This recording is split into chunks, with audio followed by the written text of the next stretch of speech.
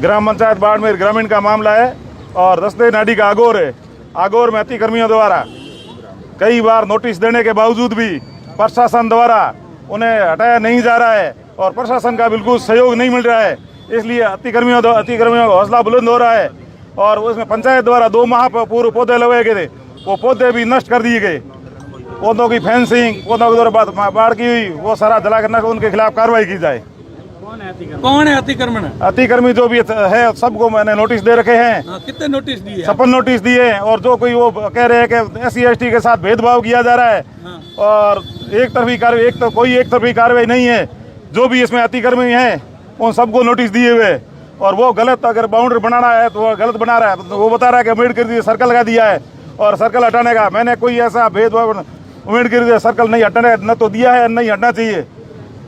वो कह रहा है कि सरपंच प्रतिनिधि अपने समाज के लोगों को पट्टे दे रहा है और हमें हटा रहा है। पट्टे आप भी पत्र आपको पता है कि वो तालाब का आगोर है, उसमें कैसे पट्टा दे सकते हैं? कोई ऐसी बात है नहीं। और मेरे समाज और मेरे चैतों को मैं देता तो पहले भूमिहीन परिवार 2024 में मैंने एक भूमि आवंटन की लिस्ट बनाकर कलेक्टर महोदय को दी थी। उसमें भूमिहीन, उसमें लिस्ट में देख लो मेरे चैते और मेरे परिवार या मेरे किसी समाज के एक भी नाम हो तो मुझे बताए। ये जो आरोप लगा रहे वो आरोप बिल्कुल निराधार है, झूठे आरोप है। एक तरफा आप अतिक्रमण हटाने की बात कर रहे हो, दूसरी तरफ ADM साहब कह रहे हैं आपको कोई नहीं हटा रहा, आप वहाँ बैठे। नहीं, मैं तो कह रहा हटना चाहिए, क्यों नहीं हटा रहे? इसीलिए तो इकट्ठे हुए हैं कि अतिक्रमण हटना चाहिए।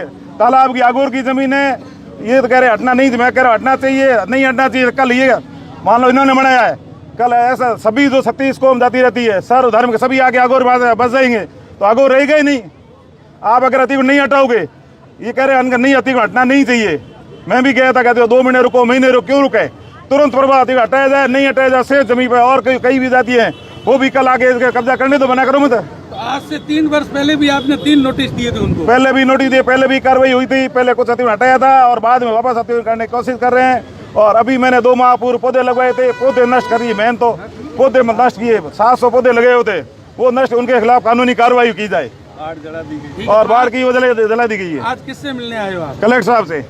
अतिक्रमण का मामला है और जो अतिक्रमण हो पहले कर रखा है वो तो है ही, और अभी उनके हौसले इतने बुलंद हो गए हैं कि जो प्रशासन मतलब ग्राम पंचायत ने टेंडर निकाला है जो जमीन है जहाँ पर कोई अतिक्रमण है नहीं और सरकार के कार्यक्रम के तहत एक पेड़ माँ के नाम, वहाँ उस कार्यक्रम के हिसाब से 700 पौधे लगाए गए, पौधे जला दिए गए, जानबूझ कर जला दिए। उनके खिलाफ नहीं तो कोई कार्रवाई हुई है, उनके खिलाफ एप्लीकेशन दी गई, नहीं तो मुकदमा दर्ज हुआ। एक उनके खिलाफ कार्रवाई होनी चाहिए। और उसके बावजूद अब की बार ग्राम पंचायत ने निर्णय लिया है कि अब की बार पौधे बाद में लगाएंगे, पहले फेंसिंग करेंगे। फेंसिंग का वर्क ऑर्डर जारी हो चुका है। अब फेंसिंग करने वहाँ जब टीम गई तो फेंसिंग को करने वाली मजदूरों को वहाँ से भगा दिया। भगाने का कारण क्या? वो ये सोच रहे हैं कि हमने जो अतिक्रमण कर लिया वो तो किया ही है और आगे जो जमीन पड़ी है उसमें भी करेंगे। अगर आज ये फेंसिंग हो गई, पौधे लग गए, तो हम कल अतिक्रमण कैसे करेंगे? ये मतलब इतना अन्याय,